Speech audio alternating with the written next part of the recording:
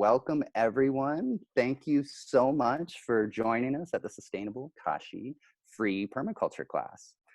During this COVID pandemic, we decided to go online to really keep sharing this valuable permaculture information so we can all be together, make our voices heard, and come together and learn more sustainable and regenerative techniques. So we're gonna talk about water. And we're here at Sustainable Kashi, where we have several regenerative water systems, from rainwater catchment systems to greywater systems, composting toilets, all these water saving and regenerative techniques here. So we're going to talk a little bit about all of these. In order to raise the hand, we're going to start with a question. So if you want to answer, you can go down to the participants button, and there's a raise hand button. If I can't see you, you'll have to raise your hand that way. We'll type instructions right into the chat box over here on how to do that. Thank you, Amy. Or you can just wave your hand like this and I can see you, and we'll go that way. We'll start with a question of, to get us started. And the question is simply asking you to share with us how many ways water enters and leaves your property right now. There we go. Yogama. Okay, there we go. Well, we get rain. We have a sprinkling system that is, it uses a well.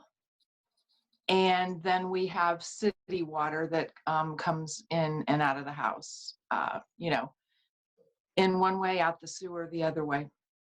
Beautiful. Yeah, definitely. That's very typical with wells, city water pipes, and then out through the ground and out through the storm water drainage. Very good. Yeah. Right. Anyone else have any other exciting ways water comes in or leaves their property? Oh, here we go. Suzanne? Perfect. Sorry. Perfect. So we have city water that comes in, and we have a septic system that we manage and maintain with a couple of drain fields in our yard. Beautiful. Yes, the septic systems are beautiful systems. They're designed to be quite wonderful with evaporation and percolation, processing the wastewater. However, a lot of our septic systems are pretty old, so we have a lot of leakage and a lot of drainage that causes a lot of problems. But yes, those are beautiful systems where we can also get into greywater systems, which is basically starting to move into septic systems. So we'll talk a little bit about that, I'm sure, with our wonderful guest speaker. Anyone else about water? Well, that covers quite a bit of the different ways. So today's talk is about water, and water is so extremely important. Here in Florida, we get about 50 inches of rain a year, so we're kind of water rich. I know our guest speaker today, Richard, lived in New Mexico for a while, and I believe you had a dearth of water. Yeah, right. A very small amount of water, single digits, and it's interesting to go from such a wealth of water to such a very small amount of water. And the most important foundation I can share with water is to understand the relationship and to understand how we're all majority water, and that water has cycled through this ecosystem for thousands of years, and it's the same water. Water is life. And when we look at the sulfate mines and the fracking and the bottled water companies coming in, we can really see the destruction of the water systems here on planet Earth. I grew up in Florida, and I grew up going to the springs. Hopefully some of you have been to the freshwater springs here in Florida. It's one of the Earth's most beautiful systems, in my opinion. And I've actually watched the level of those springs drop in my life, and to watch the water just disappearing, it's very eye-opening. And so for that, I just attended a workshop, and I was shared the most beautiful wisdom of it's a Native American concept of rising up by kneeling, and receiving by giving, and having by letting go. And I think of water flowing in this way. And it's really beautiful to feel how allowing and fluid water is within all of us. So it's an exciting topic for me, and I'm super excited to be able to introduce Richard Powell. So me and Richard Powell have known each other for so very long. Richard Powell started Orlando Permaculture for those in the Orlando area, which is a beautiful program still running today, and fantastic at sharing information on sustainable and regenerative practices in an urban setting. So it's a wonderful program. It was an integral part in starting the permaculture scene in Orlando. And I actually had the privilege of teaching my very first international permaculture course with Richard in the Bahamas, I believe back in 2014. That was a lot of fun. Yeah, it Yes. was a wonderful course. Yes, yes. I still teach there today. So it's a wonderful site there on Paradise Island. And it's just such an honor to have you on this class, Richard. Thank you for sharing your knowledge. And without further ado, I will hand it over to you. Hey, thank you, Jared. It's so good to be here talking about this. We're obviously in a space where we have to do some large shifts in the world, right? When you look around the world and you can see what's going on, there are lots of things that we could maybe lament about and maybe have our hearts feel heavy about.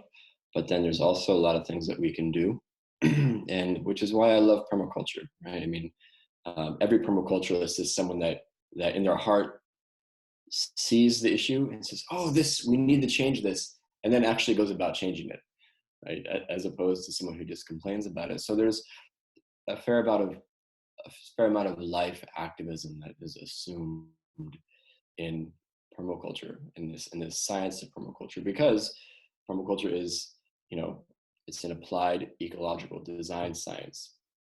The first word is applied, and if you're not applying it, well, you're not doing permaculture, you're just complaining, right? And we have plenty of those already. We need people who are doing things, right? So we're hoping that when you hear about permaculture, that you are inspired, you are just motivated to go out and create that change wherever it is. And for the vast majority of us, that just means where we are and what land we happen to have. And while it would be amazing if we all had massive tracts of land, unfortunately, most of us do not. So it is up for us to apply this on our land. I have done greywater work. 2 summers ago, I was on this 1,000-acre Buddhist monastery, did a few large installations there in Arizona, where 9 inches of rain a year. And that's wonderful. While they own a couple mountains, that's amazing. But most of us, we have a 1/4 acre plot or something like that, or we're just responsible for the space around us. So water becomes really important. Now, one thing I would like to, I'm going to give a slideshow here in a second that I used to give in my permaculture design courses and about greywater. But one of the big things I'd like for you to take away from this class is that we as cultures used to value the 5 elements. Now, for those who know me, I'm an Ayurvedic practitioner. I practice Ayurvedic medicine. I shifted careers a handful of years ago. And Ayurveda is the science of acknowledging the importance of the 5 elements and what they have to teach us. Now, Ayurveda happens to do that inside the body. We have ether, air, fire, water, earth. We look at how they act inside the body, and then we give medicines, lifestyle adjustments, even yoga, pranayama, all these different things to show somebody how to appropriately balance the elements inside their body. Well, permaculture, we're doing the same thing. So we're acknowledging the importance of the elements as they exist outside of the body. And I will submit to you that water has so much for us. Water can teach us so much because water holds things, right? You can tell a lot about a culture by the quality of the water around it, right? You can tell a lot about a culture by looking at the quality of the water around it. If you were to magically land on some foreign planet and you wanted to know about how imbalanced the I guess, beings there would be, you would just look at the water. you know, and I imagine if there are aliens, it's probably what they do here. They just look at the water like, yep, we're not stopping. We're going to keep going. So water has this ability to show us what we're doing, because water is the sum total. Water reveals the sum total of all of our actions. And if you want a mirror for what you are doing, you look at water, right? Because air, you know, I'm looking up at the air above where I am right now. I'm in Burlington, Vermont, and you know, it looks pretty clear. But water holds on to it more. You can look at water and see how dirty it is, and if there's overgrowth, is it alive? Is it clean? Is it clear? Is it flowing? And so, you know, in that regard, we have this concept called ojas in Ayurveda that is like, it's the sum total of the body's immunity. And water is like that. It's like, if we want clean water, then we have to bring our lives into alignment. And so, in alignment with nature. Now, I have a slideshow here. And Terry, have you made me host so I can do this? Can I do a screen share? Let's see here. I'm going to try to do this.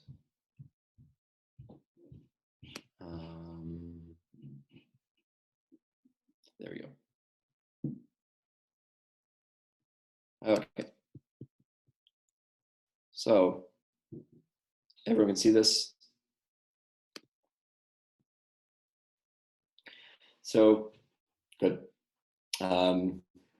I'm going to leave it out of the slideshow version, because then I can actually see if people on the other side here. So, you know, there's so many ways for us to consider how to use water. And like what Terry started out with is beautiful. How many ways does it come onto your property? How many ways does it leave your property? I know Terry would agree with me, assuming, at least because being a permaculture designer, the one step that people always overlook is the first step, the observe. You know, it's like, you should be sitting with your property for a year before you do anything. And one of the most important things you're observing is, what on earth does the water do? Where does it come from? You know, knowing your sources, even if it's the city water, and where your spigots are on the property, like where's their drip, right? Where are the shower pipes and the washing machine pipes, or rain, or where are the gutters, and where is there an air conditioner drip, like the condensation drip, which is in Florida a substantial amount of water. So having that observation in process is critical. You start there, and you know, this is why we have all these mindfulness practices of yoga and Ayurveda, or even just basic contemplation, because they increase your ability to see. And you know, I would urge us to do that, to build our contemplative practice, because I would submit to you that our ability to be good permaculture designers is limited by our ability to have insight. Right? And the more that we live out of balance from the natural world, the less insight that we'll have. You know? So a few things about gray water. There's types of gray water. So gray water being, well, actually just types of water here. So we have clear water. So this is like clean, clear discharge water, AC units, reverse osmosis, water purification. There's gray water, which is from like washing machines, showers, and bathrooms. You can reclaim this water. So the clear water could also be the rainwater. We'll consider it that here. There's dark gray water, like kitchen sink discharge. And there's black water, which is like that you use for in a composting toilet. Now we have gray water is. I'll go through this part of the presentation somewhat quickly, because we all should be considering what we do with our gray water. Some houses, it's very easy to access a pipe from a washing machine or a shower and just put it through the wall.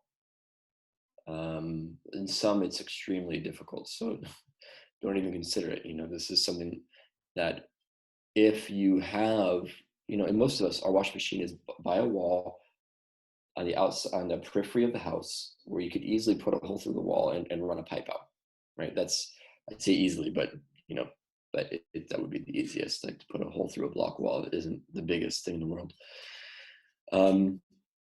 And so gray water is rich, and we talk a lot about gray water because it's the most. I mean, pending the numbers that Terry shared about rain, wow, was it 37,000 gallons or 27,000 gallons on an acre of land over a 1-inch rain event? Wow, it's incredible.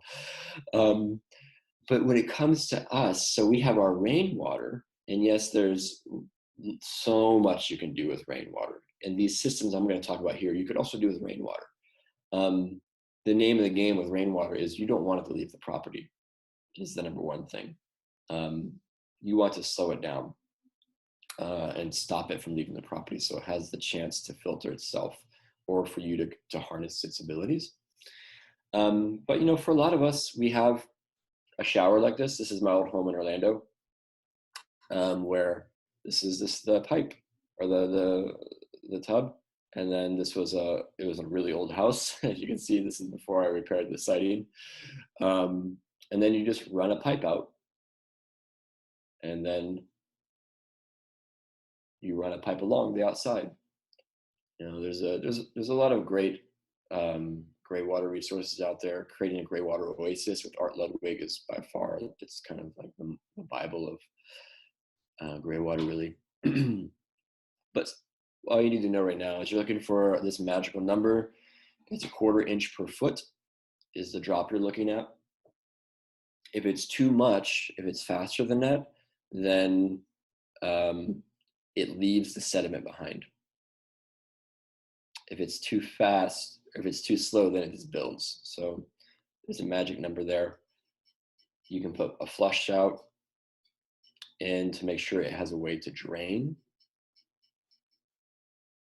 And this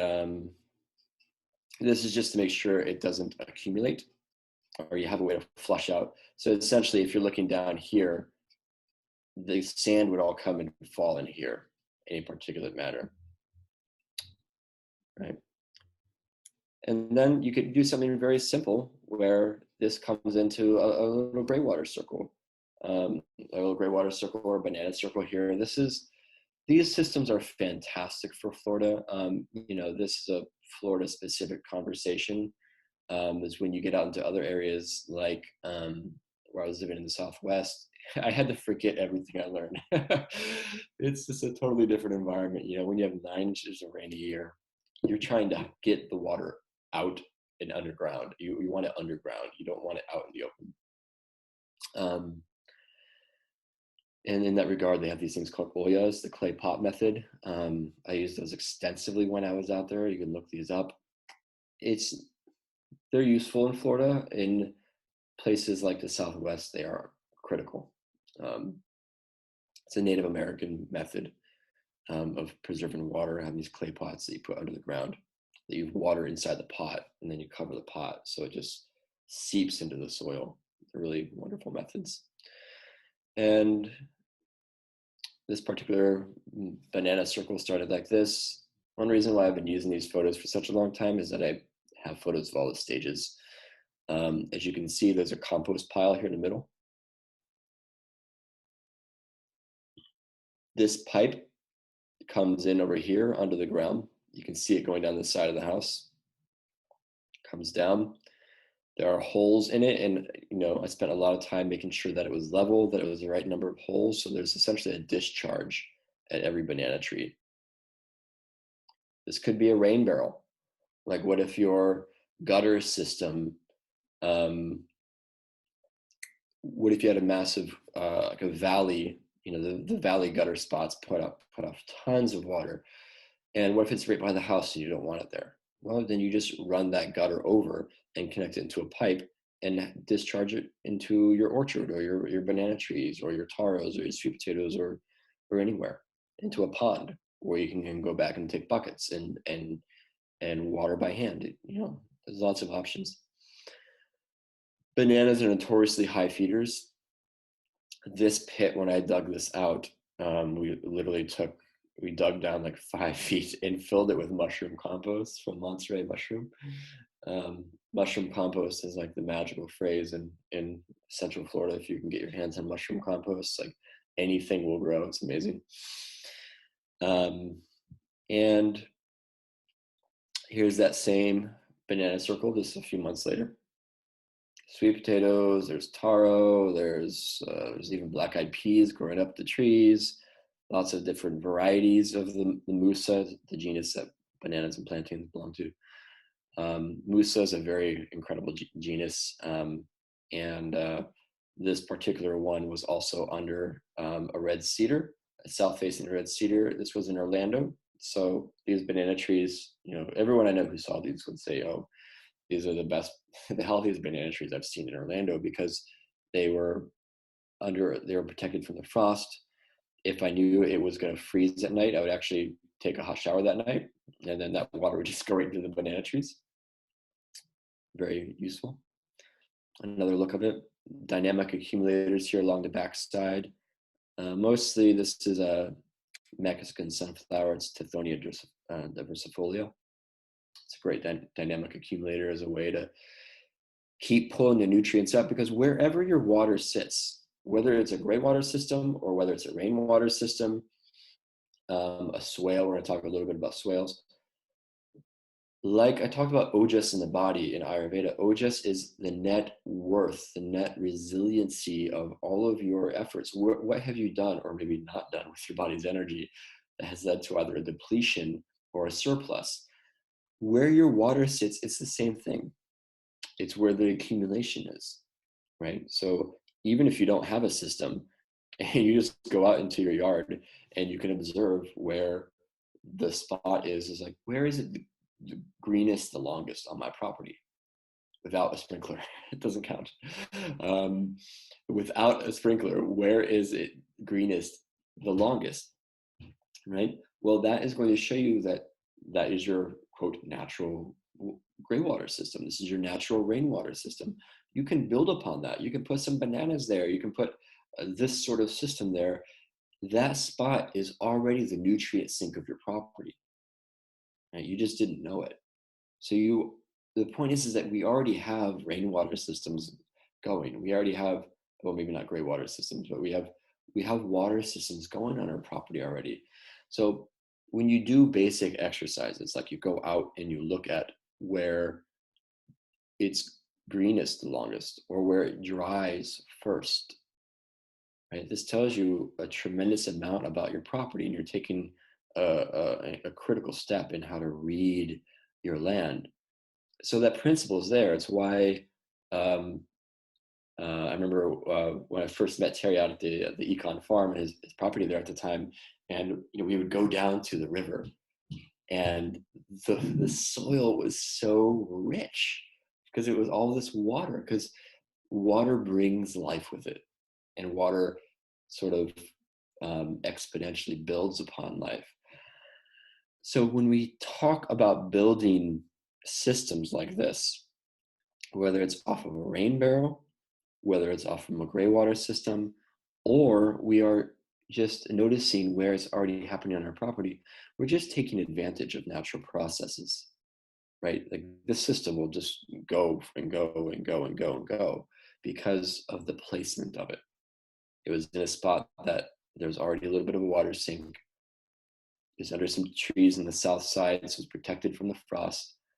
And to see nice leaves like that in banana shows you it's protected from the wind, which is really important. Usually they're broken up. It's a big difference. So I encourage you, even if you don't dive into, say, a rainwater system, I encourage you to do that, but I also encourage you to just look at your land and see where those green spots are, see where those dry spots are.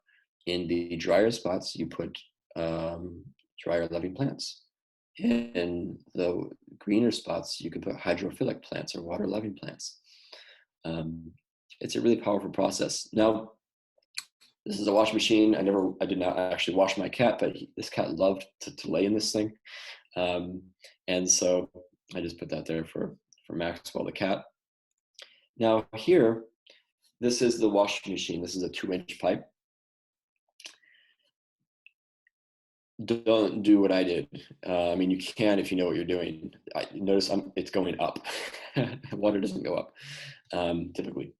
The washing machine in this photo, if you were to look at the height of the washing machine according to these panels, the siding, it was like 10 up. There's like 1, 2, 3, 4, 5, 6, 7, 8, 9, 10. So you have to have height to play with. This is not something I've ever seen in a greywater book. I'm just letting you know this. But if you know that your washing machine is up at a certain height, you can bring that pipe back up a third of that height very safely, which is what I did here.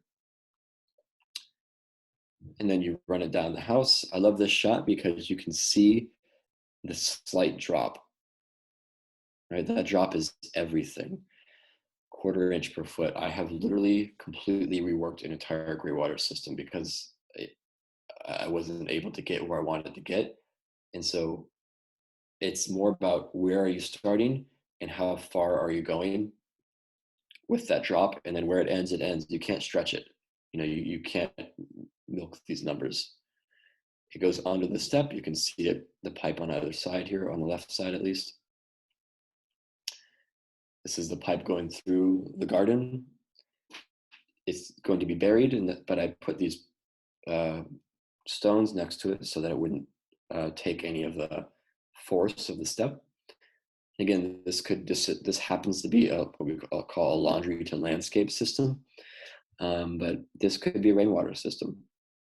I've done really kind of elaborate bell siphon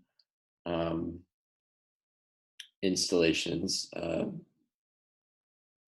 Actually, I did one of those for Heather Henson for the Jim Henson's daughter in Orlando. We did a fancy system like that where it was self-watering off of a 250-gallon IBC, the International Bulk Containers. You can get really fancy with it, but these basic ideas work for everything. This is a biofilter I created. This is I never patented this, but maybe I should have. It's the baffled bathtub biofilter, the BBB for short. So this, while it looks like a bathtub filled with gravel, it is. It is, but it's a bathtub filled with gravel. There are baffles installed in it that I made using EPDM pond liner. I drilled a hole. That pipe we showed here in this shot comes down into the bathtub. I drilled a new hole on the left side of it, and then I installed these baffles using EPDM, the pond liner, that were adhered to either side using the pond liner tape, so that one baffle is right about here. It's buried. It goes from the top to about 2/3 down. So the water comes in and it can go under the first one. The second baffle is on the bottom and goes to about 1/3 of the top. So the water can go over that one. The next baffle is here, goes from the top down, leaves a little space in the bottom, so the water can go under that one. And then this is the original drain spout, and the water can come up and pour out. Now the beauty of this is that I took a 4-foot bathtub and turned it into probably 10 feet of filtration space, right? This is just one example. You can look up greywater, homemade greywater filters, or you just put it through plants. But you want to filter it out. It could just be that you don't even want to use it, that you just want to make sure that it's getting filtered naturally, and you create a tiered system of terraces. Like we have alligator flag in here. There's pickerel weed. There's Pomea aquatica. So that was actually an edible. There's cattails in here. There's lots of things. And so the sky's the limit. That's just tier 1. Here's the second tier. This is taro. It's growing edible taro. There with the second tier. That's that second tier. Growing Azolla, the nitrogen fixing pond fern. So this is just what we call an artificial wetland. We're just creating tiers of water to flow through. Third flow, down there's a pond. I actually had fish living down here by this point. So the water was completely filtered. And then this is the photo of the final overflow. It's this trench space on the other side of this mountain of sweet potatoes.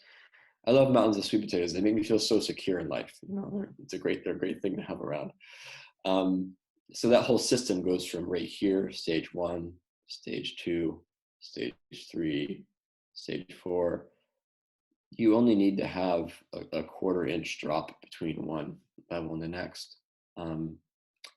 So that's one option. You know, there's lots of gray waters. You know, you could take whole courses on gray water. I used to teach them. Buy Art Ledwig's book. You know, and sure, even, you know, I know Terry does lots of great classes. Keep an eye out on what Terry does. This is that greywater system, the shower one. Just, you know, all of 6 months later, thriving, abundant, all made with just shower water. You know, I never watered it, just shower water. It could be washing machine water on your property that works well. It could be a gutter system that goes into the banana trees. The point being is that there are just really intelligent ways to notice what your water is doing. You know, it all starts with that observation of what Terry said. What are all the ways the water comes in? Like every single way. Again, the AC drip from I mentioned it before, but in Florida, the AC drip it's this clear water. You know, it's drip off the condenser, and you know it isn't enough to grow tons of bananas, but you could easily have a little aquatic garden there, where you're growing some of the Ipomoea aquatica. It's called King Coon. If you go into the Vietnamese store, they'll have it. It's like the fastest growing leafy edible leaf like on the planet. You could just put that into a little pool, a kiddie pool, put some gambusia, little water fish in there, and you're growing all your greens off from your AC drip. You know, like there's lots of ideas. Overall, you know, we're just trying to slow down water. We're trying to spread it out. We're trying to sink it. These are the 3 S's in permaculture. The sky's the limit. These are all just ideas. You know, the beauty about permaculture is it rewards creativity. And some of the most fun I've had are sitting with people like Terry or other permaculture designers and just brainstorming about what's going on. Because what I'm talking about here should just serve as an inspiration, because every property is totally different, and you might create a whole different system, but you will create and you'll do something really beautiful. Swales are just one way to do this. You know, they're not actively, they're not as widely applied in Florida, mostly because of the lack of elevation change. But I'm saying that up front because I know someone's going to say, but Florida's flat. And I'll say, wait a second. We already said that there are going to be green spots on your property, and there's going to be drier spots on your property. That could be, all you need is a few feet of change to maybe be able to use a swale or a swale-like structure. I know Terry had a great way of explaining this, because people often get kind of confused about the difference between a swale and a ditch. And I have great images of Terry just drawing a level line on a board for a swale and an angled line for a ditch. And that is the difference. Like a swale is this, we say on contour, which is if there's a slope on the property, you pick a level and it will just go across that level. And it stays level so that if the water comes in, it doesn't go anywhere. It just has a chance to sit and soak in. This one is quite deep. in Florida, you know, most places in Florida, you could probably just get away with a shovelful's worth, and you know, to make sure that it isn't running off. You know, again, this could be your property. Like if you're in an urban setting, this is what we did in Orlando a lot. You just want to keep it from going off the property. You know, you want to, because that's one of your greatest resources. You want to keep the water from running off the property. One, because you're probably paying to run a sprinkler system, which is using a pump and chlorinated water. There's chloramine in the water. There's tons of things in the water. This is free, right? This is free. Also, if your water is running off your property, it's taking the nutrients with it, right? We don't have the richest soil innately in Florida, so you want to do everything you can to create sink points where the nutrients can sink into the property, and that becomes your center of enrichment. I call these like centers of enrichment on the property, because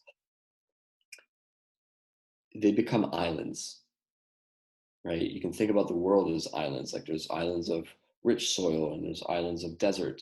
Well, that applies to the macrocosm, but in the microcosm of your landscape, we have these, you can take this island theory too and apply it to that. And you start with a sink point, which would be a point where the grass is already the most green for the longest.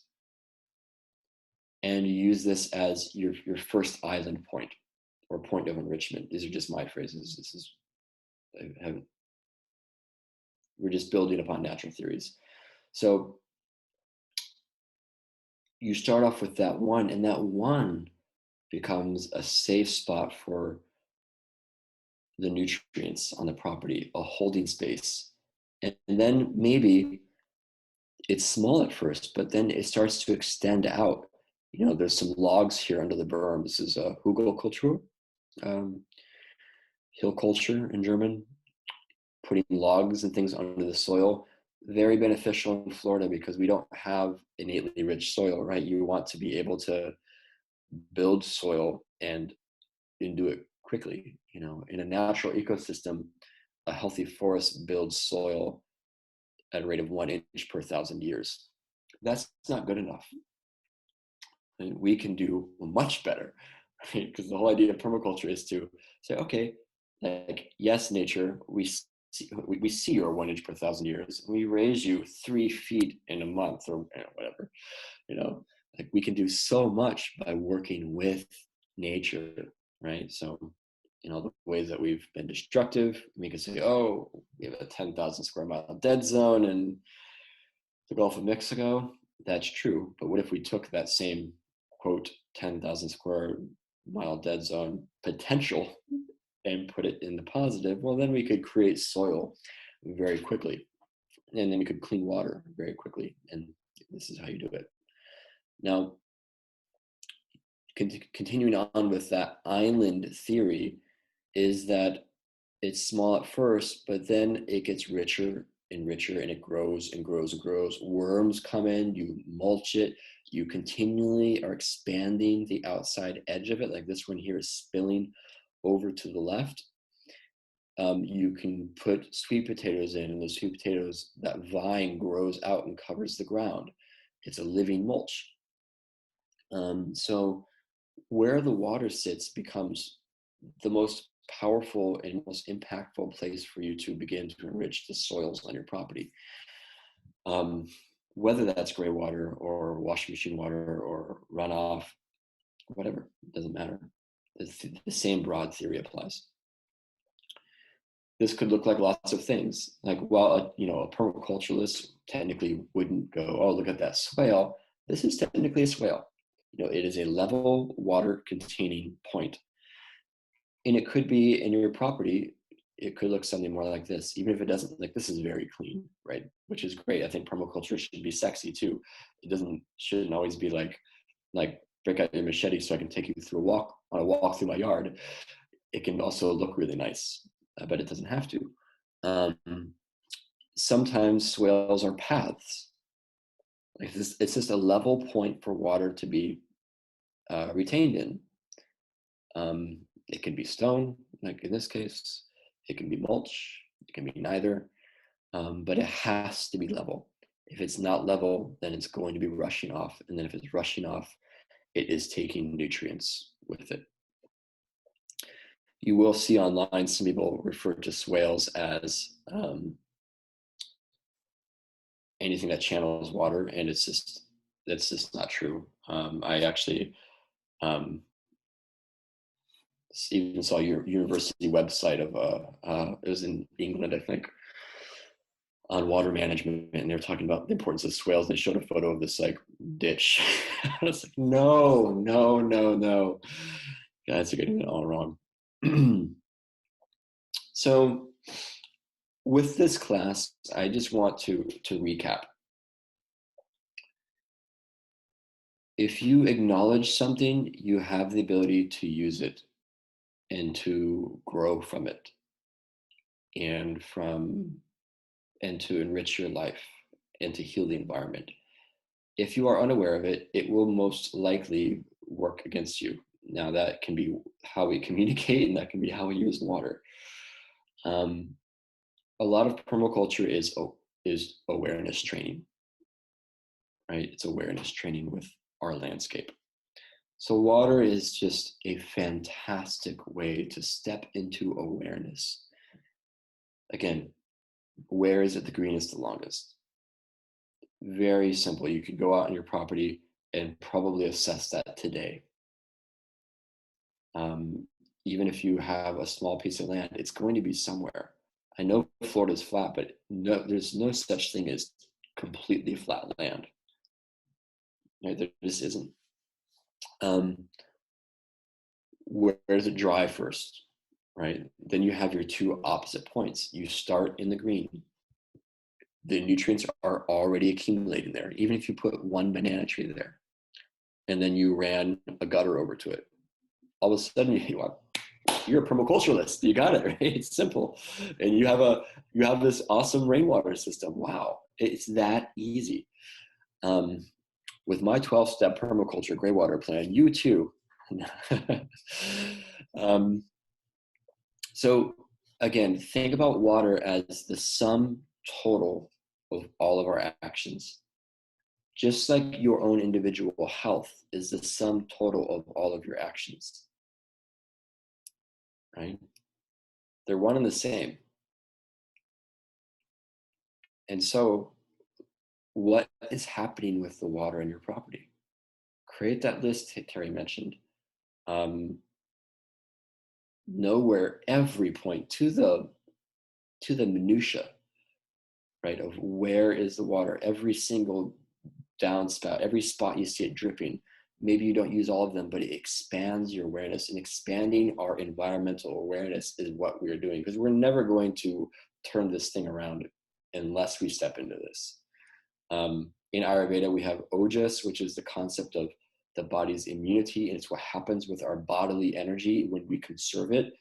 And our bodily energy goes through all of the tissues, and then if we conserve it, then we have ojas, right? Well, our water is the same. Where does our water go? What do we do with it? Look at the quality of our water. You can look at, I'm a member of a few Indian River Lagoon groups on Facebook, and every once in a while someone puts a photo up just from the 60s or the early 70s, and it's beautiful and heartbreaking at the same time how clean the water in the lagoon was just 50 years ago. Just astoundingly so. It looked like the Bahamas, crystal clear blue, looks like spring water, just 50 years ago. So that's what we're doing. And it's how you understand a culture. So like I mentioned already. So I'm going to stop the screen share and come back to me here. And so I hope this is useful. So there's a bunch of questions here. I'm going to try to come around. Athena has a great question.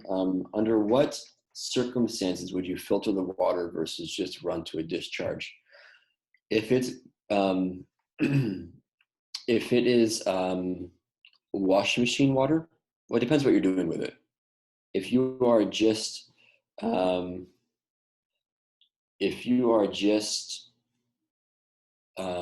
watering fruit trees or bananas, you know, a nutrient-loving tree like a banana, or you have a big sink like that, you really don't need to do filtering, really, unless it's from a kitchen sink. And then it's like there's a lot of food and particulate matter in it, and more soap and everything.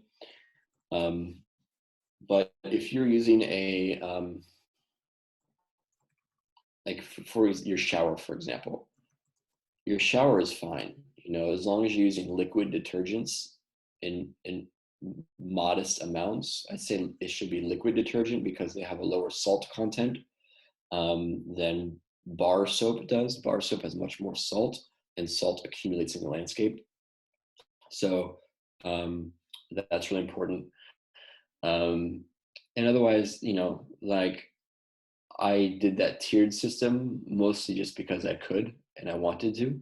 And so I created that filter just to do it because I wanted to create it and to see what's possible. Yeah, so I'll follow up with more questions, answer more of the questions afterward on the Sustainable Kashi Community Facebook page. And so yeah, I hope you're inspired to get to know this particular element, water, because it has so much to reveal to us. Yeah, thank you for your time. I hope that was very enriching and enjoyable, and I hope you're inspired. And I'll turn it back over to Terry. Richard, thank you so much. Your connection to water has always inspired me, and to see the systems you have built out of simple bathtubs and PVC pipes, and to look at them as these gardens of Eden afterwards is truly, truly inspiring. So thank you for doing the work you have done and now sharing it with us. Can you tell us where to find you? How do we get in contact with you? What are you up to?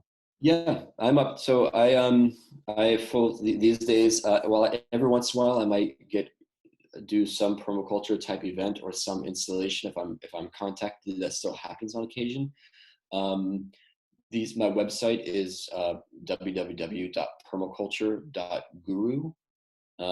I consider my life's work the space where permaculture meets sustainable, like the ancient living wisdom traditions of ancient India, like Ayurveda. But these days, mostly, I do Ayurveda consultations, Panchakarma, and Vedic astrology consultations. I'm just living in the Vedas at this moment. But these two worlds need each other. So, but www.permaculture.guru for anything there. If you have questions, you can email me, richard@permaculture.guru. And there's a blog there. There's lots of stuff. But thank you, Richard, so much. It's really wonderful to hear all your experience here, so we don't have to make all the same mistakes. You make so many, you know, you have to allow yourself to make those mistakes and learn from them. Absolutely. Thank you to everyone for being here. I hope you've gotten a lot out of this. Thank you, Amy Zelt, our production manager back here, handling all the chat boxes and the phone calls. Thank you so much. It's really wonderful. I want to move this conversation to the Sustainable Kashi community page on Facebook and give away this week's prize. So this week's prize is a free 30-minute water assessment done by yours truly, Terry Meir. And we'll talk about your house and how to create a system in your house. And so it's really a fun prize for you. And if you're interested in this, please go to the Sustainable Kashi community page and answer the question: how are you going to make the water systems at your home more regenerative in the future? So, and we'll have that posted right over in the chat section. Next week's presenter is Laura Oldane, and the subject will be financial permaculture. So right now in this time financial permaculture is going to be pretty important. So we're going to be looking at regenerative ways in the economy. So one of my favorite videos that I've seen is Bruce Lee's Be Like Water. And I will copy that link into the chat box. I highly recommend everybody watch it. And it's such a great way to see how we are so much a part of the water around us. And in this time of COVID, we're surrounded in uncertainty. And more than ever, it's important to allow ourselves to be like the flow in the river. I've released control and I just flow down the river like a leaf. Try and be aware of what is around us. We're connected to the water, we're connected to our food, we're connected to each other. We all are the same. So as we embrace all of the entities in our ecosystem and understand the relationships, we can heal the planet and we can heal each other. Thank you for all being a part of this, and hope to see you next week. I hope to see you all on the Facebook community site, and see you soon. Bye. Namaste.